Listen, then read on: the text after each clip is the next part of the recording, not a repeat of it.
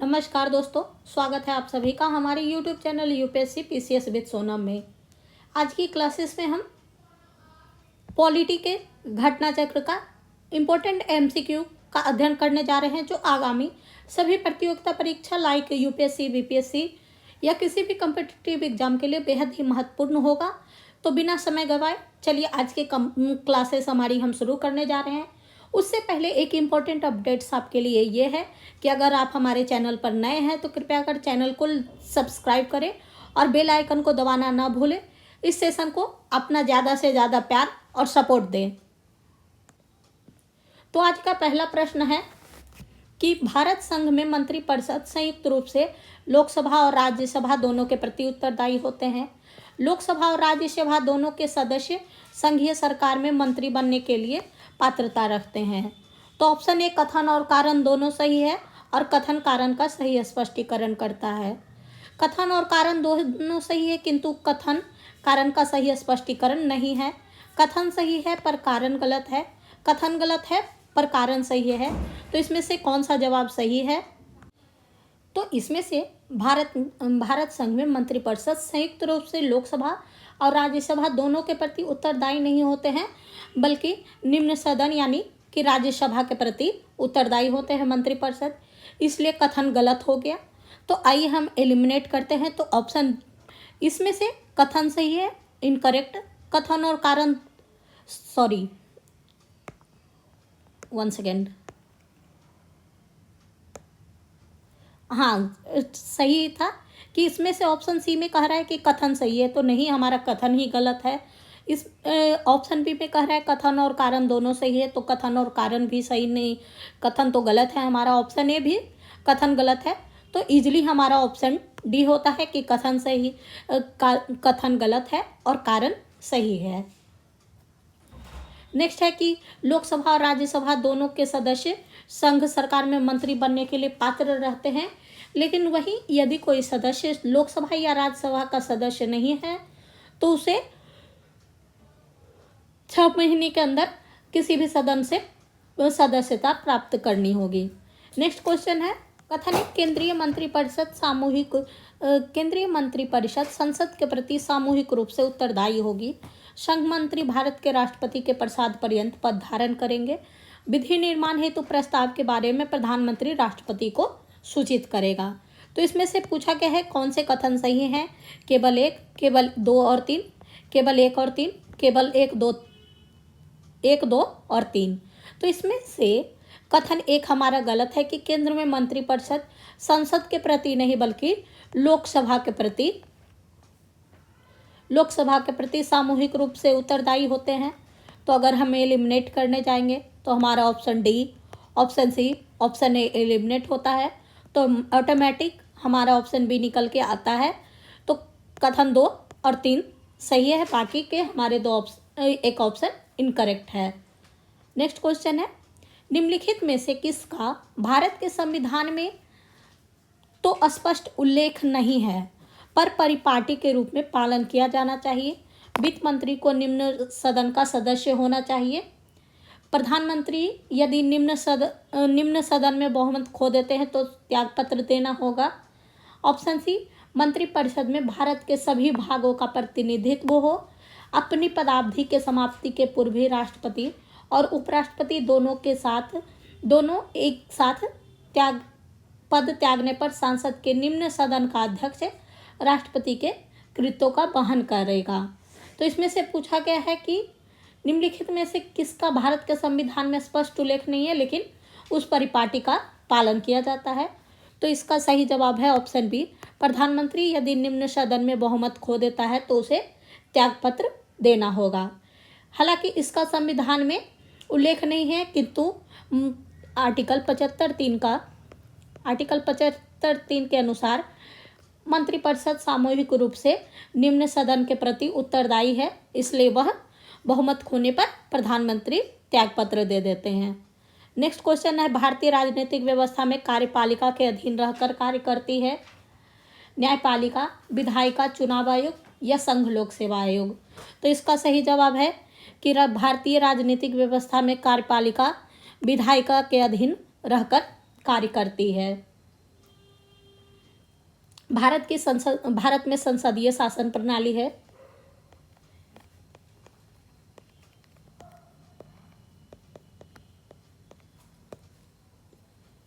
संसदात्मक शासन प्रणाली है। और भारतीय राजनीतिक व्यवस्था में कार्यपालिका विधायिका के अधीन रहकर कार्य करती है, क्योंकि राजनीतिक कार्यपालिका का गठन विधायिका के सदस्यों में से एक होता है और कार्यपालिका सामूहिक रूप से विधायिका के प्रति उत्तरदायी भी होती है। नेक्स्ट है, निम्न में से किस सदन के सदस्यों द्वारा बहुमत से अविश्वास प्रस्ताव पास होने पर मंत्रिपरिषद को त्यागपत्र देना पड़ेगा? लोकसभा के, राज्यसभा के, दोनों सदनों के अलग अलग या दोनों सदनों में संयुक्त? तो इसमें से कहा का सही जवाब है ऑप्शन ए कि लोकसभा के सदस्यों द्वारा बहुमत से अविश्वास प्रस्ताव पास होने पर मंत्रिपरिषद से त्याग देना पड़ेगा। नेक्स्ट क्वेश्चन है, भारत में अविश्वास प्रस्ताव के विषय में निम्नलिखित कथनों पर विचार कीजिए। भारत के संविधान में किसी अविश्वास प्रस्ताव का उल्लेख नहीं है। अविश्वास प्रस्ताव केवल लोकसभा में ही पुनर्स्थापित किया जा सकता है। तो उपयुक्त में से कौन से कथन सही हैं? तो संविधान के आर्टिकल 75(3) के अनुसार मंत्रिपरिषद लोकसभा के प्रति सामूहिक रूप से उत्तरदायी होगा। अतः अविश्वास प्रस्ताव केवल लोकसभा में ही पुनः स्थापित किया जा सकता है, लेकिन भारतीय संविधान में अविश्वास प्रस्ताव का कोई उल्लेख नहीं है। वहीं आर्टिकल 118(1) के अनुसार संसद का प्रत्येक सदन अपनी प्रक्रिया और अपने कार्यों के संचालन के विनियमन के लिए नियम बना सकेगा। तो अभी इसमें से दो ही कथन पूछा गया है कि भारत के संविधान में किसी अविश्वास प्रस्ताव का उल्लेख नहीं है, तो कथन एक सही है। और अविश्वास प्रस्ताव केवल लोकसभा में ही पुनः स्थापित किया जाता है, तो कथन 2 भी सही है। इसलिए इसका सही जवाब है ऑप्शन सी। केंद्रीय मंत्रिपरिषद के त्यागपत्र देने के उपरांत निम्नांकित में से कौन सी एक सही स्थिति नहीं है? राष्ट्रपति शासन का लागू होना, राष्ट्रपति वैकल्पिक व्यवस्था बनाने तक उन्हें पद पर बने रहने के लिए कहेंगे। वैकल्पिक व्यवस्था से अभिप्राय है कि यथासंभव शीघ्र नई सरकार के गठन हेतु आम चुनाव कराया जाना, या ऑप्शन डी अपदस्थ मंत्रिपरिषद अपने पद पर नई सरकार बनने तक पदभार ग्रहण किए हुए रहेंगे। तो इसमें से पूछा गया है कि त्यागपत्र देने के उपरांत कौन सी स्थिति सही नहीं है? तो इसका सही जवाब है ऑप्शन ए राष्ट्रपति शासन। राष्ट्रपति शासन संवैधानिक तंत्र की विफलता के आधार पर लगाया जाता है।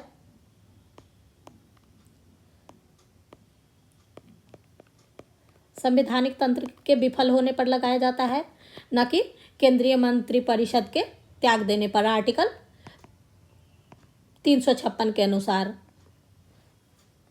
नेक्स्ट क्वेश्चन है, निम्नलिखित में से कौन एक से अधिक बार प्रधानमंत्री नियुक्त हुए? जवाहरलाल नेहरू, इंदिरा गांधी,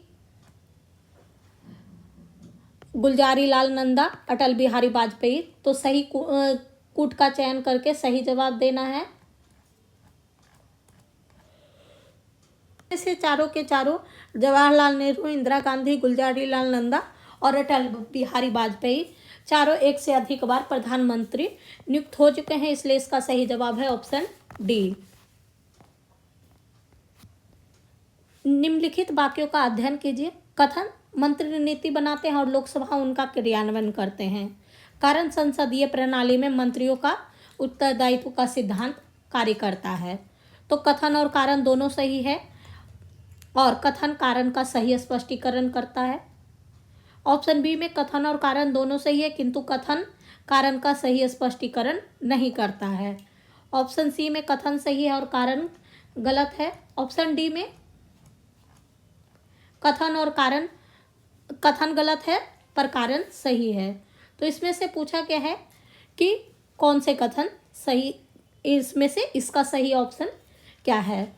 तो इसमें से कथन और कारण तो सही है, लेकिन कथन कारण का सही स्पष्टीकरण नहीं करता है। इसलिए इसका सही जवाब है ऑप्शन बी। नेक्स्ट क्वेश्चन है, किसी व्यक्ति को उप प्रधानमंत्री कहना केवल राजनीतिक निर्णय है, कारण उसे प्रधानमंत्री का कोई अधिकार प्राप्त नहीं होता है। तो कथन तो सही है कि किसी भी व्यक्ति को प्रधानमंत्री कहना केवल राजनीतिक निर्णय है, क्योंकि भारत के संविधान के किसी भी अनुच्छेद में उप प्रधानमंत्री के पद और उत्तरदायित्वों के निर्वहन का उल्लेख नहीं है, और इसका कारण ये है कि उसे प्रधानमंत्री का कोई अधिकार प्राप्त नहीं है। लेकिन यह इसका सही स्पष्टीकरण नहीं करता है, इसलिए कथन और कारण दोनों सही है, किंतु कारण कथन की सही व्याख्या नहीं करता है। नेक्स्ट क्वेश्चन है, भारतीय संघ की कार्यपालिका शक्ति प्रधानमंत्री में निहित है।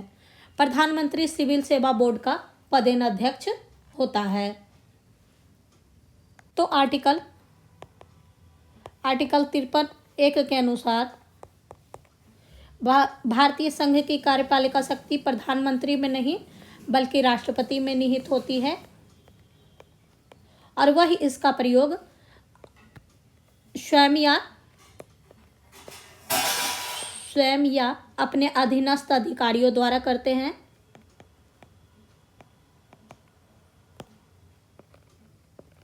इसलिए कथन 1 गलत हो गया। वहीं कथन 2, प्रधानमंत्री सिविल सेवा बोर्ड का पदेनाध्यक्ष होता है। तो कैबिनेट सचिवालय प्रधानमंत्री के प्रत्यक्ष भार के तहत होता है, लेकिन इसका प्रमुख कैबिनेट सचिव होता है, न कि प्रधानमंत्री। इसका प्रमुख कैबिनेट सचिव होता है। इसलिए कथन 1 और कथन 2 दोनों गलत है। इसका सही जवाब है ना तो 1 सही है और ना ही 2। नेक्स्ट क्वेश्चन है, केंद्रीय सरकार के संदर्भ में निम्नलिखित कथनों पर विचार कीजिए। भारत के संविधान में उपबंध है कि समस्त कैबिनेट मंत्री अनिवार्य रूप से केवल लोकसभा में ही आसीन सदस्य होंगे। केंद्रीय कैबिनेट सचिवालय संसदीय कार्य मंत्रालय के निर्देशाधीन कार्य करता है। तो उपयुक्त में से कौन से कथन सही है? तो इसमें से कहा गया है कि भारत के संविधान में उपबंध है कि समस्त कैबिनेट मंत्री अनिवार्य रूप से केवल लोकसभा के ही आसीन सदस्य होंगे। तो इसमें से स्टेटमेंट 1 इनकरेक्ट है, क्योंकि भारत के संविधान में उपबंध है कि समस्त कैबिनेट मंत्री अनिवार्य रूप से केवल लोकसभा ही नहीं बल्कि लोकसभा या राज्यसभा में किसी एक का सदस्य होना चाहिए। इसलिए कथन 1 गलत हो गया। वहीं केंद्रीय कैबिनेट सचिवालय संसदीय कार्य मंत्रालय के अधीन नहीं बल्कि प्रधानमंत्री के निर्देशाधीन कार्य करती है। तो इसमें से पूछा क्या है सही कथन कौन सा है? तो इसका सही जवाब है ऑप्शन डी, ना तो 1 सही है और ना ही 2। कैबिनेट समिति के संबंध में निम्नलिखित कथनों को पढ़िए तथा सही विकल्प को चुनिए। कथन 1, संविधान में कैबिनेट समिति का उल्लेख नहीं है। कथन 2, कैबिनेट समितियां प्रधानमंत्री द्वारा समय की जरूरत और परिस्थिति की आवश्यकता को ध्यान में रखते हुए गठित होती हैं। कथन 3, यदि प्रधानमंत्री समिति के सदस्य हैं तो यह आवश्यक नहीं है। वहीं कथन 4, संसदीय मामले की समिति के अध्यक्ष प्रधानमंत्री होते हैं। तो इसमें से पूछा क्या है, कहा गया है कि सभी कथन सही हैं। कथन 1, 2, 3 सही है लेकिन 4 गलत है। कथन 2, 3 और 4 सही है लेकिन 1 गलत है। कथन 1 और 2 सही है लेकिन कथन 3 और 4 गलत है। तो इसमें से इसका सही जवाब है कि हाँ, भारत के संविधान में कैबिनेट समिति का उल्लेख कहीं भी नहीं किया गया है। इसके साथ ही कैबिनेट समितियां प्रधानमंत्री द्वारा समय की जरूरत और परिस्थिति की आवश्यकता के अनुसार ध्यान में रखते हुए गठित किया जाता है। 3 गलत है। यदि प्रधानमंत्री समिति के सदस्य हो तो यह आवश्यक नहीं है। कैबिनेट समिति का सदस्य प्रधानमंत्री के होने पर उसकी अध्यक्षता प्रधानमंत्री द्वारा की जाती है। कोई अन्य मंत्री कैबिनेट समिति का अध्यक्ष तभी होता है यदि प्रधानमंत्री उस समिति में शामिल नहीं हो। वहीं कथन 4 भी गलत है कि संसदीय मामले की समिति के अध्यक्ष पीएम होते हैं। तो वर्तमान में संसदीय मामले की समिति के अध्यक्ष पीएम नहीं बल्कि रक्षा मंत्री द्वारा की जाती है। इसलिए कथन 3 और 4 गलत है और कथन 1 और 2 सही है। नेक्स्ट क्वेश्चन है, केंद्रीय सरकार के संदर्भ में निम्नलिखित कथनों पर विचार कीजिए। 15 अगस्त 1947 को केंद्र में मंत्रियों की संख्या 18 थी। वर्तमान में केंद्र में मंत्रियों की संख्या 36 हो गई है। तो इसमें से पूछा गया है कि कुल उपयुक्त में से कौन से कथन सही है। केवल 1, केवल 2, 1 और 2 दोनों, ना तो 1 और ना ही 2। तो इसमें से कथन 1 सही है, स्टेटमेंट 1 सही है। और वर्तमान में केंद्र में कैबिनेट मंत्रियों की संख्या 31 नहीं बल्कि 51 है, इसलिए इसका सही जवाब है ऑप्शन ए। नेक्स्ट क्वेश्चन है, निम्नलिखित कथनों में से कौन मंत्रिमंडल सचिवालय के कार्य हैं। मंत्रिमंडल की बैठक की सूची तैयार करना, मंत्रिमंडल समितियों के लिए सचिवालय सहायता, मंत्रालयों की वित्तीय संसाधनों का आवंटन। तो इसमें से मंत्रिमंडल के सचिवालय का कार्य है मंत्रियों के बैठकों की कार्यसूची तैयार करना और मंत्रिमंडल समिति के सचिवालय सहायता। वही मंत्रालय को वित्तीय संसाधनों का आवंटन करना, ये इसका कार्य नहीं है, इसलिए कथन 3 गलत है और इसका सही जवाब है ऑप्शन सी। नेक्स्ट है, महान्यायवादी, महाधिवक्ता और नियंत्रक एवं महालेखा परीक्षक से संबंधित महत्वपूर्ण प्रश्न। तो आज का सबसे पहला प्रश्न है, भारत सरकार को कानूनी विषयों पर परामर्श कौन देता है। अटॉर्नी जनरल, उच्चतम न्यायालय के मुख्य न्यायाधीश, विधि आयोग के अध्यक्ष या इनमें से कोई नहीं। तो इसका सही जवाब है option A, attorney general. Article 76(2) के अनुसार महान्यायवादी भारत सरकार को कानूनी विषयों पर परामर्श देते हैं और भारत का प्रथम विधिक अधिकारी भी है, विधि अधिकारी हैं। और नियुक्ति राष्ट्रपति जो द्वारा की जाती है।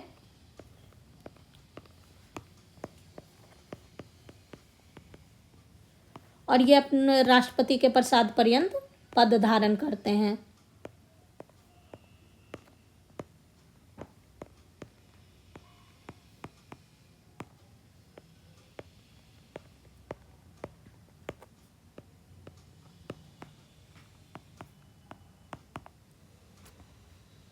निम्नलिखित में से कौन राष्ट्रपति के प्रसाद पर्यंत अपना पद धारण करते हैं।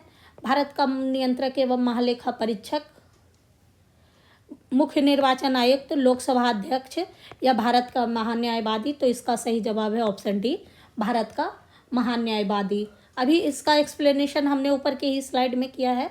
तो चलिए बढ़ते हैं नेक्स्ट क्वेश्चन की तरफ। भारत के महान्यायवादी के विषय में निम्नलिखित कथनों पर विचार कीजिए। वह भारत के राष्ट्रपति द्वारा नियुक्त किया जाता है। उसमें वही योग्यता होनी चाहिए जो सर्वोच्च न्यायालय के न्यायाधीश में होती है। उसे सांसद के किसी भी एक सदन का सदस्य होना चाहिए। सांसद द्वारा महाभियोग लगाकर उसे हटाया जा सकता है। तो इसमें से पूछा गया है कि उपयुक्त में से कितने कथन सही हैं।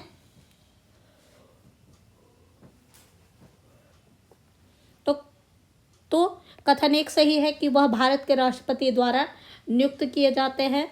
वही कथन 2 भी सही है कि उसमें वही योग्यता होनी चाहिए जो सर्वोच्च न्यायालय के न्यायाधीश में होते हैं। परंतु भारत का महान्यायवादी संसद का सदस्य नहीं होता है। इसके साथ ही संसद द्वारा महाभियोग लगाकर उसे हटाया जा सकता है तो नहीं, महान्यायवादी का पद राष्ट्रपति के प्रसाद पर्यंत होता है। तो इसलिए इसका सही जवाब है केवल 1 और 2। नेक्स्ट क्वेश्चन है, भारत के महान्यायवादी के संदर्भ में निम्नलिखित कथनों पर विचार कीजिए। राष्ट्रपति किसी ऐसे व्यक्ति की नियुक्ति करेगा जो उच्चतम न्यायालय के न्यायाधीश के रूप में नियुक्त होने के लिए अर्ह होगा। तो अभी हमने ऊपर की स्लाइड में पढ़ा है कि कथन 1 सही है। महान्यायवादी इतना पारिश्रमिक प्राप्त करेगा जो संसद अवधारित करेगा। आर्टिकल 76(4) के अनुसार महान्यायवादी इतना पारिश्रमिक प्राप्त करेगा जो संसद नहीं बल्कि राष्ट्रपति अवधारित करेंगे। इसलिए कथन 2 गलत है और इसका सही जवाब है ऑप्शन ए। नेक्स्ट क्वेश्चन है, भारत का महान्यायवादी लोकसभा की कार्यवाही में भाग ले सकता है। लोकसभा की किसी समिति का सदस्य हो सकता है, लोकसभा में बोल सकता है, लोकसभा में मतदान कर सकता है। तो उपयुक्त में से कितने कथन सही हैं? तो कथन 1 सही है कि लोकसभा की कार्यवाही में भाग ले सकते हैं। आर्टिकल 88 के अनुसार लोकसभा की किसी भी समिति का सदस्य भी हो सकता है और वह लोकसभा में बोल भी सकता है, लेकिन उन्हें लोकसभा में मतदान देने का अधिकार नहीं दिया गया है, इसलिए इसका सही जवाब है ऑप्शन सी 1, 2 और 3। नेक्स्ट क्वेश्चन है, निम्नलिखित में से किसे संसद को संबोधित करने का अधिकार प्राप्त है? भारत का महान्यायवादी को, भारत के मुख्य चुनाव आयुक्त को, भारत का मुख्य न्यायाधीश को या राष्ट्रीय सुरक्षा सलाहकार को?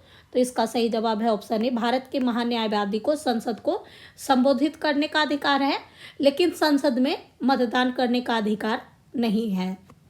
निम्नलिखित में से किसे संसद के दोनों सदनों में बोलने, अन्य कार्यवाही में सम्मिलित होने का तो अधिकार है एवं किसी भी संसदीय कमेटी का सदस्य होने का तो अधिकार है, परंतु उसमें वोट देने का अधिकार नहीं है?